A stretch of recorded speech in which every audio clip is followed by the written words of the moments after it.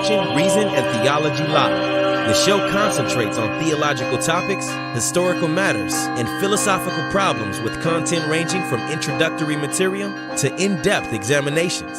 And now, your host, Michael Lofton. O Heavenly King, Comforter, Spirit of Truth, art everywhere present and fills all things, treasury of good things and giver of life, come and dwell within us, cleanse us of all impurity, and save our souls, O good one.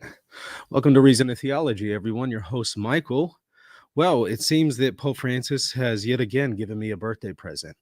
It was last year on my birthday, March 15th, that he issued through the Congregation for the Doctrine of the Faith a response to a dubia on the matter of same-sex unions, and it was a really, it was a really good response. So I was happy to see that. Well, he's done it again, so I guess I can expect something every year on March 15th. We'll see, but this is not fake news. This is not clickbait. I'm going to share on my screen. Pope Francis has decided he is going to consecrate Russia to the Immaculate Heart of Mary. You can see it right here at Pontifex on Friday, the 25th of March, which is my brother's birthday. So he'll get a nice birthday present too. During the celebration of penance at 1700 hours in St. Peter's Basilica, I'll consecrate Russia and Ukraine to the Immaculate Heart of Mary. Hashtag pray together. Hashtag peace. Well, I'm glad to see this. Like I said, positive message here on my birthday from Pontifex. I have noted previously on the show that Sister Lucia believes that the consecration by John Paul II in 1984 has already consecrated Russia. So according to Sister Lucia herself, this has already happened. But hey, why not do it again? And in fact, hopefully he'll make it more explicit this time, because when John Paul II did it, to my recollection, he did not explicitly name Russia. And that has caused a lot of people to have a stumbling block. Again, even in spite of Sister Lucia's words, they have felt like, okay, well, this is inadequate. Whether or not it was adequate doesn't matter. Let's just hope that in this occasion, whether it is reconsecration or consecration for the first time, depending on whether or not you agree with Sister Lucia, hopefully he'll make it a little bit more explicit this time. So, I mean, some people are already, kind of in the chat noting, yeah, okay, well, he's going to do it, but will he do it right? We'll see. March 25th. I mean, that's not far away, right? It's right around the corner. Let's see what he says. But I am curious how some of the rad trads are going to respond to this. I haven't seen any responses yet. I mean, this is pretty new. But I'm curious to know, because some have adopted, not all, but some have adopted the position that Pope Francis isn't even the Pope, that Pope Benedict is the Pope. So how does that work out when he's going to consecrate Russia to the Immaculate Heart of Mary? I don't know. What's going to be the response there? I eagerly await their commentary. In addition to that, I kind of wonder what the Orthodox response is going to be. Because, of course, some in the Orthodox world are observing right now that, Russia, at least when it comes to its patriarch, isn't necessarily on the right side of things here on this issue. Whereas the Pope seems to be on the right side. I wonder how they're going to feel. I also eagerly await their commentary. And those who claim that Pope Francis has engaged in idolatry, the subject of yesterday's show, which has been an ongoing accusation since, was it 2018? October of 2018, right around there. I wonder how they will react to this. An idolater who worships Pachamama who worships pagan deities, according to these individuals, is going to consecrate Russia to the Immaculate Heart of Mary? That is odd. What's going on? A man who's possibly not even Pope in their eyes, consecrating Russia to the Immaculate Heart of Mary. I imagine some people are very conflicted right now and very confused. Why is it that God would allow somebody who is either an idolater, legitimately Pope, but an idolater, or, again, this is kind of according to their perspective, either he's an idolater, but legitimately Pope, or is not actually the Pope. This man, God allows in his providence to consecrate to the Immaculate Heart of Mary. Why would God confuse the faithful to this extent? If it weren't for the fact that, well, maybe actually he's not an idolater, and he is the Pope, and maybe on occasion he does some good things. I think we can all criticize Pope Francis on the whole. I think that there are some things that Pope Francis does and doesn't do, fails to do, that we can criticize. Maybe we need to do so charitably, respectfully, but I think that there's legitimate room for some criticism of this pontificate. Maybe even more than most pontificates compared to most pontificates. I think that there's room for that discussion as well. Is this one of the worst pontificates in history? I think there's room for that discussion. As long as it's done charitably, as long as we're being respectful to the office and the man who holds the office, I think we can have that conversation. I don't think that's beyond the pale. But again, to go to the extent that he's an idolater, or that he is promoting idolatry, or that he is a heretic, or that he is not the Pope, or that he shares the papacy. Okay, I think we've gone way too far. And I just kind of wonder, okay, for people who have these difficulties with Pope Francis, I mean, again, we all have some difficulties with Pope Francis, but the difficulties that I just mentioned there, people that think that he's not the Pope or that he's a heretic, why would God allow a man who is allegedly Pope to sit on the see of St. Peter, on the throne of St. Peter, to be identified as the Pope, and then to consecrate Russia to the Immaculate Heart of Mary during a time of war? Isn't this the communist Pope, according to some? But wait, I thought that the whole thing with Fatima was to get rid of communism, right? To destroy the heirs of communism, the heirs of Russia. And yet here, this allegedly communist Pope is consecrating Russia to the Immaculate Heart of Mary to defeat the heirs of Russia, which again is identified as communism. Again, I imagine there are some very confused people right now. Well, you actually might want to check out the videos that we've done, a series of videos that we've done, myself with Kevin Simmons, who he did, in fact, most of the talking in them. So really, they're his videos that I've just presented on my channel. You may want to watch some of those videos. There are lectures on the issue and the prophecy of Fatima. A lot of misinformation there that he fixes. So if you're confused right now and you're wondering, how is it that Pope Francis could do this, given what I believe about Pope Francis and what I believe about this prophecy, check those lectures out.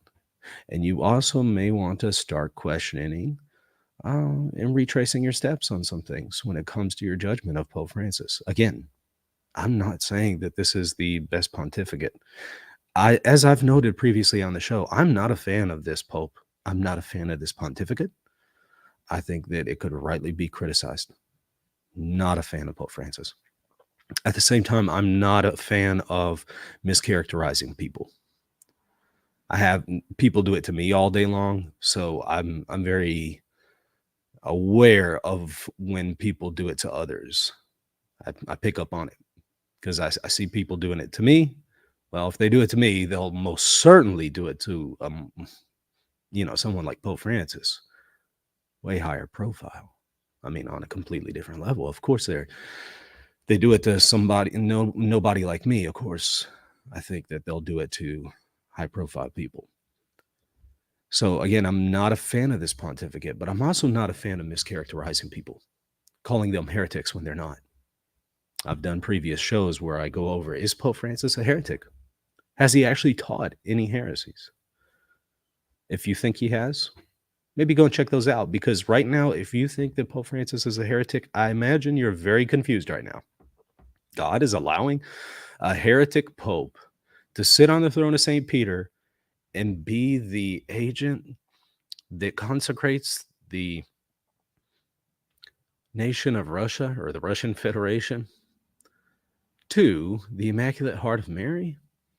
Something's not adding up here. What's going on? Again, you might want to retrace your steps if you're confused right now. For me, I'm not confused. I think that Pope Francis, again, given the criticisms that we can have of him, I still think is Pope, and I still think can be an agent of good in the world. God can still use him for good, and on occasion does. And I think that this is a good thing. I think it's a great thing to consecrate Russia to the Immaculate Heart of Mary. Let's, in fact, do that with every nation, but especially Russia. Sure. Whether or not it has already been done by John Paul II doesn't matter. Because here's the thing. If it wasn't done by John Paul II and Sister Lucia was just in there, okay, well, this will correct that. And if it has already been done, okay, well, Pope Francis is going to do it again. Nothing wrong with that. There's nothing wrong with blessing something again, consecrating something again. It's a positive thing. It's never a bad thing. It's not sacrilege, that's for sure. So I think that Pope Francis doing this can only add good to the situation, not anything negative. But again, I eagerly await other people's commentary here, because I imagine some people are going to take a different position. I've kind of noted before that it doesn't matter what Pope Francis does. Doesn't matter. Even if he does something good, people will still find something to criticize about it. If Pope Francis were to, what? I'm going to shut down all bad Novus Ordos right now and require every one of the priests that are engaging in liturgical abuse in the Novus Ordo, I'm going to require every one of them to say the Tridentine liturgy. Wouldn't be a bad thing, in my opinion. Wouldn't be bad. I actually think that every one of the priests that celebrate the Novus Ordo with liturgical abuses should be required to say the Tridentine Mass to help offset some of the problems that they have there liturgically. I think they should be required to do that, because it's usually the ones in the Novus Ordo that have liturgical abuses that adopt a position that the Tridentine liturgy is evil and sinful. Not always, but it's usually kind of, someone along those lines. Obviously, I'm stereotyping, right? There are clearly exceptions here, but it's usually those that are really opposed to the Tridentine liturgy and think that it was just so horrible and the church was just so great to completely reform the liturgy. We might say that, okay, some reform to the liturgy was needed, but we're talking on another level when they speak of reforms, right? And they're not really referring to reforms. They think that the liturgy has completely evolved into something else. But, tabling all of that, even if Pope Francis were to say, all you priests who are abusing the liturgy, you're required to say the Tridentine Mass, and you have to do it, say the black, do the red. If you don't do it right, if you're consistently abusing it, you're out of here. Even if he were to do that, I imagine you would still have some people who would criticize him. It's just, no matter what he does, there's going to be criticisms. Again, I'm not opposed to criticizing him when criticism is needed. I think that there's some room for that, as long as it's done properly. The issue is, a lot of times it's not done properly, It's done in a sinful fashion. And on some occasions, these are things that we're overreacting to. They're actually things that we shouldn't be criticizing to begin with. That's what the problem tends to be. But, excuse me, still getting over being sick here. Don't mean to cough in your ear like that, but again, doesn't matter. He can do the best thing out there. People will still criticize it. It is what it is. So I imagine we're going to see a series of videos still saying, oh, but here's the problem, though. Yes, it sounds nice that Pope Francis is going to consecrate Russia, but here's the problem. He's not the Pope, or he's an idolater, so heaven won't accept it, or he's a heretic, so heaven won't accept it, or this, or that. Get ready. I imagine there's going to be a whole lot of that. And I imagine there will be very few people who say, you know what? I've criticized Pope Francis in the past, but I actually appreciate what he's doing here. And I think that God is using him here. And this is going to be an event that blesses many souls. I don't expect most to say that. Most of those who have been criticizing him, that is.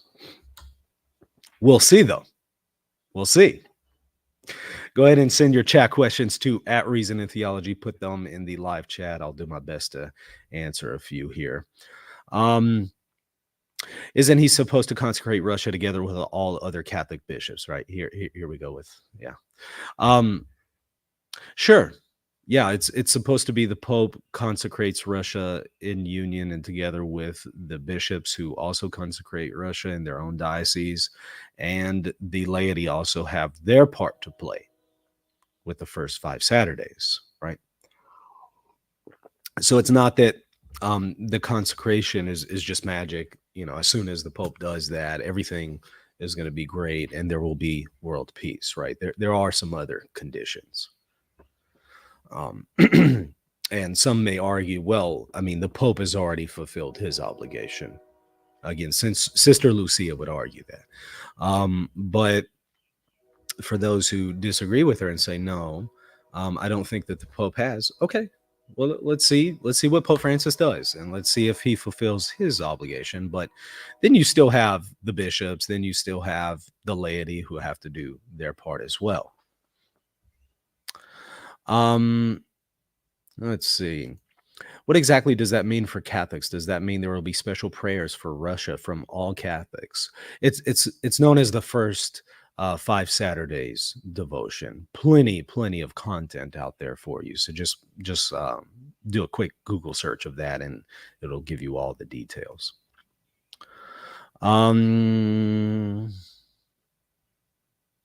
Was Father Gruner a Fatima expert? He definitely dedicated his life to it, but I think that there were certain aspects to what he was saying that can be criticized when it comes to Fatima.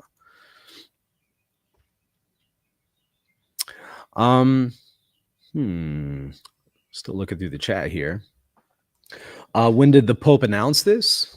Let's go back to it. Let's go back to it. I mean, it was just earlier today, but let's check the actual timestamp here. Let's see. Okay. March 15th at 12:06 p.m. I mean, I excuse me. I knew it was legitimate because I started, I was over here doing some work at my desk, and I started getting inundated with messages, text messages, and Facebook messages, and Twitter, and all this and that. The Pope's going to consecrate Russia. So before I even saw the news from Pope Francis, I had already known, okay, something's going down, because I'm receiving this from multiple sources, and they're people that I know are credible people. They're not people that would send me clickbait. So I knew immediately, oh, okay, so something's going down here.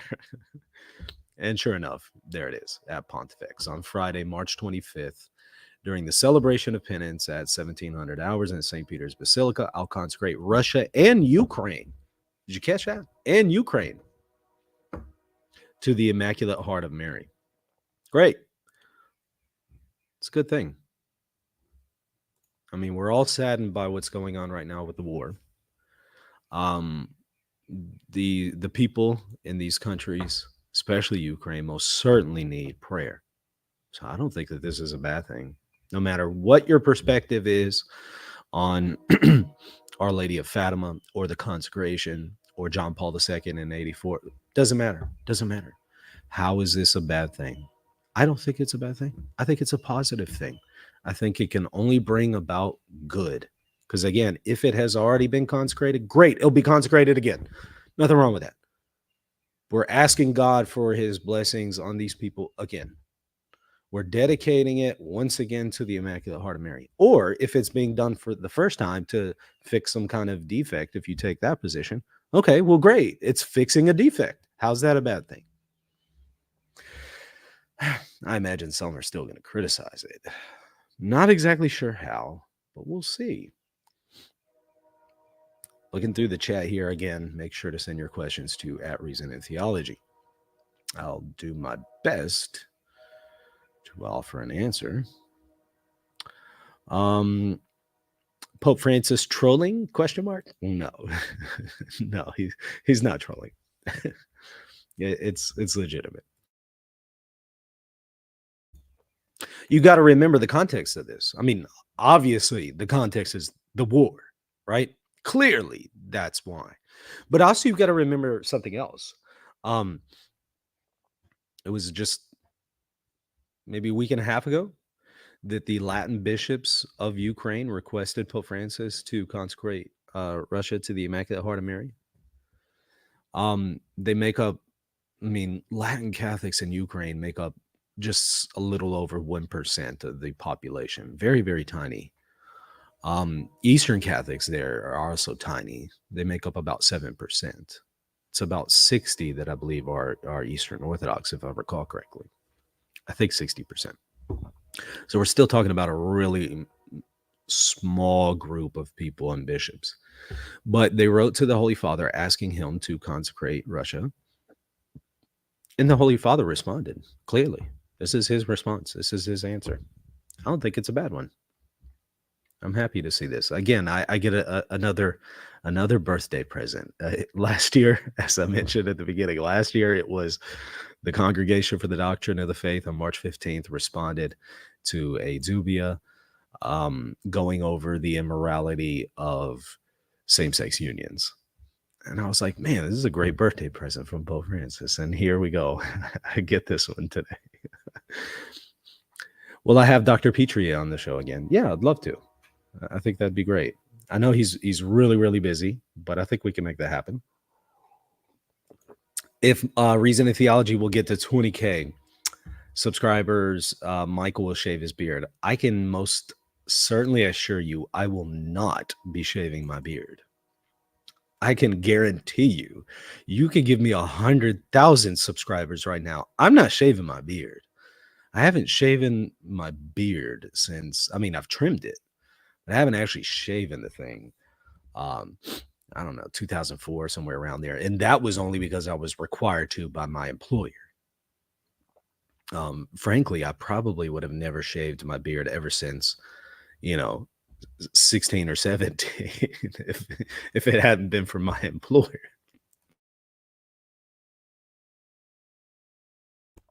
Excuse me. As I said, still getting over sickness here. It's been about a week, but feeling better on the whole. But yeah, I can promise you I won't be shaving my beard, no matter how many subscribers or super chats, or doesn't matter. It's not happening. In fact, it's going to get longer. It's not going to get Duck Dynasty longer. I think that I do, have a point that I'll say, okay, it might be time for a trim. But it is gonna be a little bit longer. I don't know if y'all remember Dexter's Laboratory, that episode with Action Hank. I think it was Action Hank, and he had the big beard, the big full beard, right? And he's this action figure, and his superpower was his beard, and it would just reach out and grab the enemies and throw them around, smash people around. I think it was Action Hank on Dexter's Laboratory. That's what I'm going to grow my beard out. It's going to be like that. So any trolls that come around, the beard will just reach out to them and put them in check. So still continuing through the chat here. Let's see what else we got. How long do you think it will be until the Holy See addresses the German problems with the synodal way? Yeah. There's definitely some problems there, right? In fact, I think that's one of the biggest things that he needs to address. I think there's some criticism that can be offered against this pontificate for not handling certain issues in Germany. I think that we can have that conversation for sure. Again, as long as it's respectful and charitable. Yeah. Why hasn't that been addressed? I mean, it's wonderful to consecrate Russia to the Immaculate Heart of Mary, and that in and of itself is good. And I don't want to take that away from him or criticize him there. I think that's a good thing. But let's be consistent, right? I mean, that's not the only thing that we really need to do today. That's one thing. Sure, that's great. There's nothing wrong with that. But aren't there other things we also need to do in addition to that? Yeah, there are. There's some people in the church that need to be disciplined, frankly. I think one of the biggest problems in the post-conciliar era is not necessarily doctrinal. I don't think on an official magisterial level, I don't think that we have issues with doctrine, faith or morals. I think the bigger problem goes back to a lack of church discipline. We don't excommunicate people, especially wayward prelates. We don't discipline them the way that we should. And okay, maybe in some cases, the first resort shouldn't be excommunication. Okay, that's fine. I mean, there's other ways to discipline, and maybe excommunication should be last. Sure. But first of all, in some cases, it's clear excommunication is needed. In addition to that, okay, well, just because excommunication might not be the first resort and other things might be a first resort, those other things aren't even being done. Some of the people that are being promoted and elevated in the church are people that need to be disciplined. And I've been saying this for a while. That's one of the major problems in the post-conciliar era, a lack of clerical discipline, especially of priests. Now, obviously, laity in some cases need to be disciplined as well. But I think if we at least were disciplining wayward bishops, that would take care of wayward priests, and that would take care of wayward laity. If you address the bishops, that's going to trickle down to priests and laity, inevitably. I'm not saying that, action shouldn't actually be taken against certain priests and laity as well. Sure. But I'm just saying it really starts with the bishops. If they're not being disciplined, everybody else under them can get away with murder. And it's sad. I honestly think if we return to excommunication as the medicine of mercy, because it is a medicine of mercy, excommunication is not something meant to be destructive to a person. St. Paul uses excommunication to save a person's soul, for crying out loud. So when we talk about the medicine of mercy, as opposed to excommunication, I think that there is a misunderstanding there. Excommunication is medicinal. But again, even if we're not going to go to excommunication necessarily, there are other medicinal disciplinary avenues that can be explored, but even those aren't being explored today. Even those, suspension, for example, even that isn't being done. Or just simply removing a person from office, removing a bishop from office. That's not being done. In fact, the ones that need to be removed, as I said, some of them are promoted. If we were to fix that issue, the vast majority of the problems in the church would be fixed as a result. I'm not saying that it would fix every problem out there. I'm not saying that. But it would fix the vast majority of the issues. You wouldn't have nearly as many liturgical abuses. You wouldn't have nearly as many people promoting certain theological positions that send people to hell and away from Christ. And you wouldn't have certain prelates engaging in homilies or whatever that encourages people to do immoral things. It was very sad the other day. Sad and yet encouraging. I saw Father Jason rebuking a fellow priest because that fellow priest was promoting abortion. It was nice to see Father Jason do that. It was very sad to see that this other priest was actually promoting abortion. You know what? If we had church discipline, that wouldn't happen. That wouldn't happen because, first of all, that person probably wouldn't have been ordained if you had the right bishops in place. And then if somehow that person were to still be ordained, they probably wouldn't feel comfortable saying such things, knowing that they would be disciplined. But when people know, hey, mom and dad aren't home, when the kids know mom and dad aren't home, they're not going to do anything to me. They're going to run wild. They're going to do whatever they want. I mean, it's just going to be chaos. They're going to throw parties. They're going to break stuff in the house. That's what's going to happen when mom and dad don't care and aren't going to discipline the kids. The kids are going to do whatever. That's what's going on today.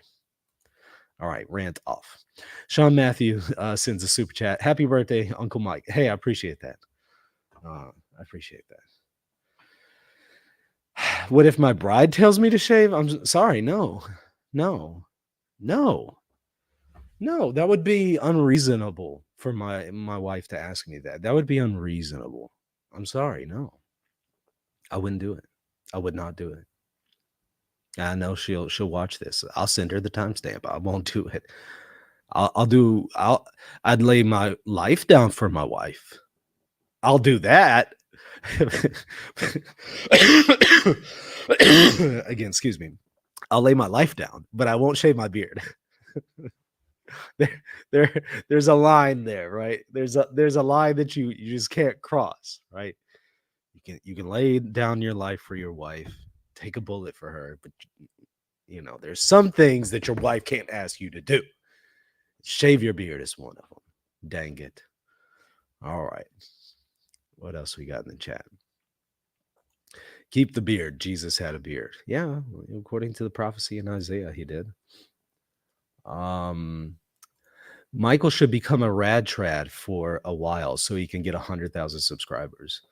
Yeah, I could if I wanted to go that direction of just focusing on subscribers. Yeah, I could tell people exactly what they want to hear. And the radical traditionalist perspective is very popular today. So yeah, I could do that. Sure. But I think it's more important to back what is true and what is helpful for souls rather than what brings in more subscribers. I think it's great to grow your platform and to get more subscribers, but not at the expense of truth, not at the expense of promoting content that is going to harm souls and lead them away from the church. I'm sorry, no. Now I know Sean Matthews is just joking. He's not seriously suggesting that, y'all. For those of y'all who don't watch the show maybe often and know Sean, he's not seriously suggesting I should do that. He's joking. Will I bring Kevin on to talk about this development? I'd be more than happy to. Yeah, if he's available, I think that would be great. So, I can't speak for him and commit to anything yet, but definitely look out for that potentially. Venera says, "A most happy birthday. God bless you." Thank you. I appreciate that. Still looking through the chat here. Oh, can a Catholic be in good standing if he or she does not believe in limbo? You check out my social media. Go to my Twitter or Facebook, and just 2 days ago, I posted a video where I was going over this issue. So go and watch it. But a quick answer: no and yes. No and yes. I think you have to affirm the possibility of limbo given certain events or certain circumstances. So if an infant were to die with original sin, I think you have to affirm that they would go to limbo. I think that that's inevitable. I don't see a way around that. That sure seems to be the position of Florence. So you would have to maintain that. But then again, the question is, okay, but is it necessarily the case that an infant must die in a state of original sin without water baptism? Well, it's possible that God could remit that original or wash that original sin away in an extraordinary way, extra sacramentally, and give them the grace of baptism in an extra sacramental way, in the way that he does with catechumens who die before they're baptized, or martyrs who die before they're baptized. It's possible, but we also don't know in any particular instance that God has done that. The most we could say is we can have hope that he does that, but we can't speak for God and say God actually did this, or we can't say God must do it. No, he doesn't have to. He doesn't have to give heaven to anybody. He doesn't have to wash away their original sin. He's not obligated to do that. God is not obligated to intervene and wash away a person's original sin. He's not obligated to do that. If he does so, he does so out of grace. So that's the quick answer. Still looking through the chat here. Let's see. Luke says, happy birthday. Hey, I appreciate that. Thank you. Joachim says, I see excommunication the same way. The church is the light of the world, and some people need to be kicked out so that they can see the light from the inside. That's one way to put it, right? Yeah. Yeah. Again, that's the purpose of excommunication. It's to put them out of the church, so that they see their need for the church and return in repentance to it. That's the purpose. It's not to be mean and just say, you're not good enough. I mean, because nobody's good enough to come to the altar and to partake of the sacraments. Nobody's good enough.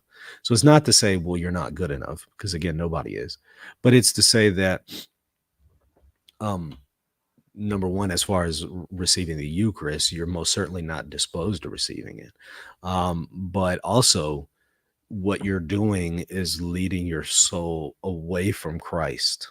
And we've explored every other avenue, and you're not turning away from it, which is what repentance is. It's a turning away from sin. You're not turning away from it. You're continuing to do this. And especially if it's something public, this scandalizing other people. Yeah, it might be necessary to say, you know what, you're no longer able to come here until you get this resolved. In the case of somebody who is obstinate and is scandalizing people, it's public. I'm not talking about private. I'm talking about a public sin that is scandalizing people, leading people astray, causing other people to join in their error. Yeah, I do think that after a certain amount of time, they should be disciplined. Most certainly. That's what St. Paul thought. And if that's if if that's not being loving and merciful and accompanying someone on their faith journey, then Paul wasn't accompanying people on their faith journey, and Paul wasn't loving, and Paul wasn't merciful, which is absurd. Are we more holy than Paul? Is that what we're really saying? Of course not. Of course not.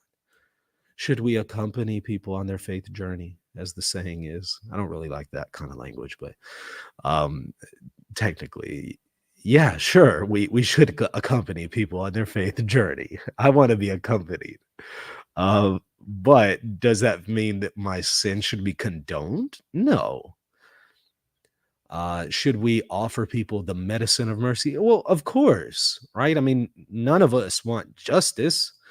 We would be in hell for eternity if we got justice. So of course we want mercy. But mercy is for those people who have repented of their sins, and that's the message that we've forgotten today. People think that, oh, well, grace and mercy is available to me even if I don't repent. No, God always offers grace and mercy, But the condition is that you repent of your sins. You can't expect God's mercy and forgiveness and grace and blessing while you continue to remain obstinate in your sin. I mean, that's just Christianity 101. But today we present it as, no, you can continue to do what you're doing. No, you can't. You need to turn away from it. Now, there's a difference between somebody who's struggling with sin. They're doing their best to turn away from something, but they continue to struggle with it. That's not what I'm talking about. That's not the people I'm talking about. I'm talking about those who are in sin and have no intention of turning away from it. They have no desire to turn away. They're not trying to repent. They're not trying to reform their life. They are okay with this sin, and they even want you to be okay with it. I'm talking about those people. Let's see. Lyndon asked, when did the news drop? Less than an hour ago. Yeah. Oh, well, actually an hour ago. Yeah. At least that's when it dropped on his Twitter. I don't know if it dropped somewhere else earlier than that, but this is brand new. And again, it's not clickbait. It's legitimate. So if you're just tuning in, there it is right there on Pope Francis's Twitter page. He is going to consecrate Russia and Ukraine to the Immaculate Heart of Mary. Awesome. Let's see if he actually follows through with it. I mean, I think that he will. I don't have any reason to believe that he won't. But I'm one of those people that I'll believe it when I see it kind of guy. I'm one of those people. Yeah, I think he's going to do it. And I think he's actually going to mention Russia and Ukraine explicitly. I don't think he's going to do it under his breath or in his heart or something. I think that he's actually going to say it out loud. I think Pope Francis will do that. He's the kind of guy that he doesn't care what other people say and advise him and say, no, you can't actually say, Holy Father, you can't actually say Russia. No, he's the kind that says, I don't care, I'll do it. and sometimes that's a good thing. Sometimes that's not necessarily a good thing, right? But given that tendency of Pope Francis, I do think that he's going to go through with this. He's actually going to mention Russia in the consecration. But again, I'm one of those people that it's like, but you know what? You never know, right? You never know. I'm one of those people that just says, I'll believe it when I see it. People are saying, did Taylor Marshall make a video? I haven't seen Taylor Marshall make a video on this yet, but it just came out. Can I do a live reaction to Taylor Marshall's video about it? I'm sure I'll probably end up doing a response if there's something in there that's really necessary.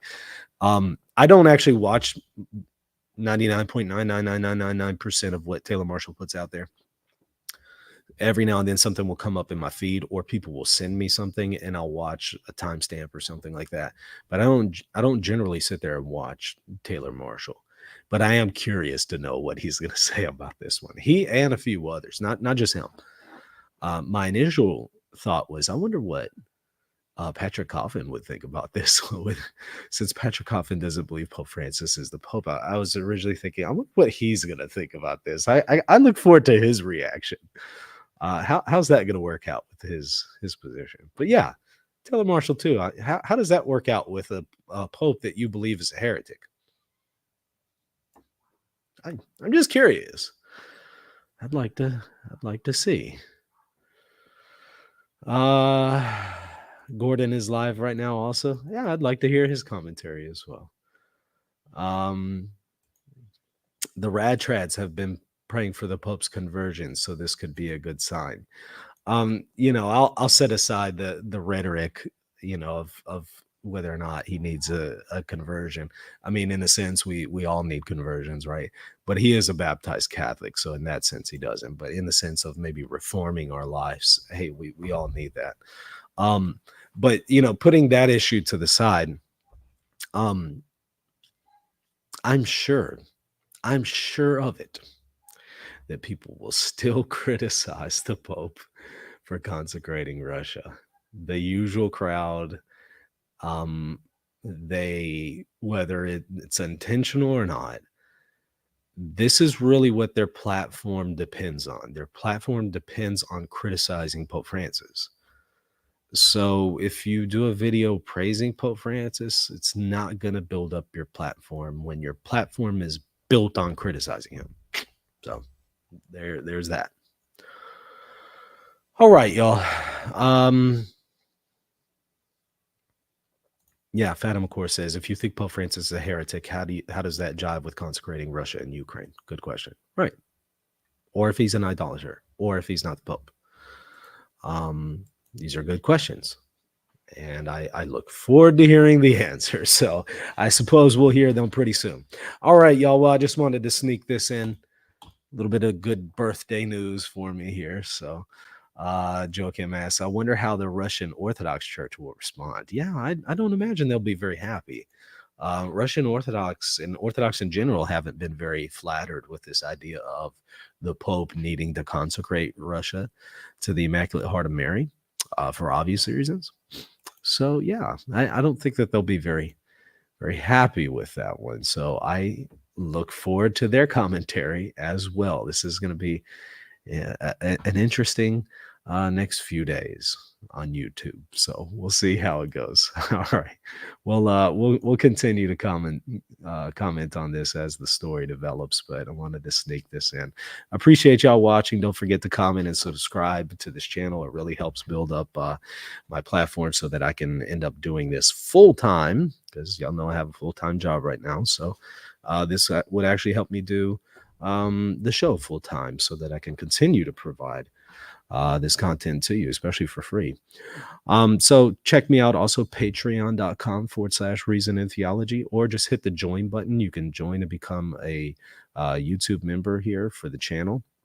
Either way, you'll get access to extra perks, especially content that I don't post here on YouTube that's available only for patrons.